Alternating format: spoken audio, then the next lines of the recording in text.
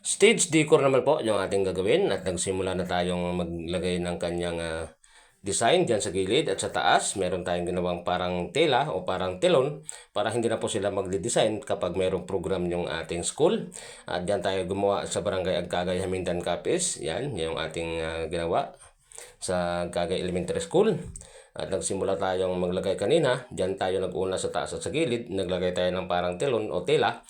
Yan yung ating ginawa at yan yung gusto ng ating customer ang nagpagawa sa atin at suki din natin at madalas nating customer kapag merong pinapagawa sa school.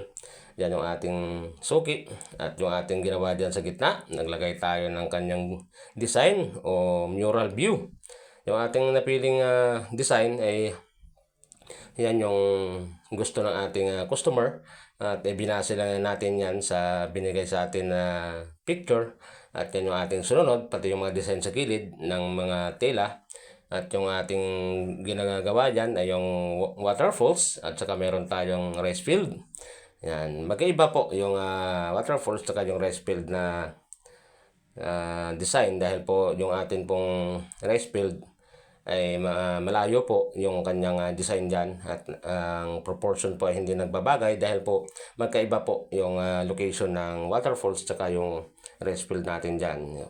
Pinagsama lang natin dyan sa ating ginawang painting para po merong design dahil po ang Barangay Agkagay merong bundok at merong Sohoton Cave at yung mayroon din pong waterfalls. Kaya yan yung napiling design ng ating customer para po yan yung gawing wall decor sa stage para po hindi na po sila mahirapang maglagay ng mga design kapag mayroong program yung mga school at yan yung uso-uso ngayon sa halos lahat ng school dito sa amin sa Hamindan. Halos lahat ng school po ay tayo rin po ang gumagawa maliban na lang po sa iba kasi po yung iba po halos yung mga suki natin na mga schools ay halos lahat tayo po ang gumagawa ng mga ganyang mga design sa stage.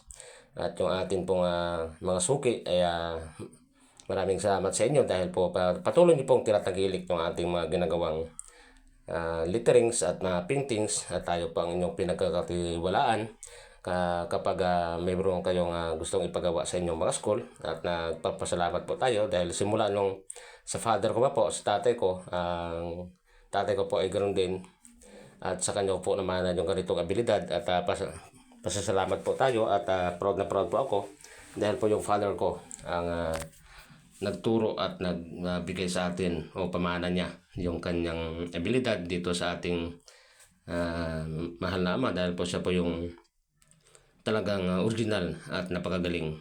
Proud na proud po tayo at hindi po tayo professional pero po yung ating abilidad ay minana natin sa ating tatay kaya pinagyayaman natin, pinagbubuti natin yung ating mga ginagawa bawat araw at dahil po yung ating abilidad ay hindi po tayo nakapag-aral kaya dinivelop lang natin sa ating sarili at dahil po natural sa atin at meron tayong pinagmanahan kaya madali lamang po yung ating pag-adjust dahil po kahit high school lang yung natapos natin ayan at meron naman tayong pinagmanahang abilidad galing sa ating ama kaya proud na proud po ako sa aking minanang skill sa aking ama.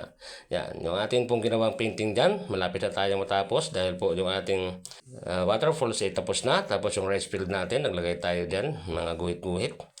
At yung sa kabila po ay meron din pong waterfalls o waterway o kanal. Kapag siyempre po sa mga ating mga sakahan ay merong patubig. Ayan. Sana magustuhan niyo ito, Lods, yung ating ginawang painting. Maraming salamat sa inyong patuloy na suporta. God bless po.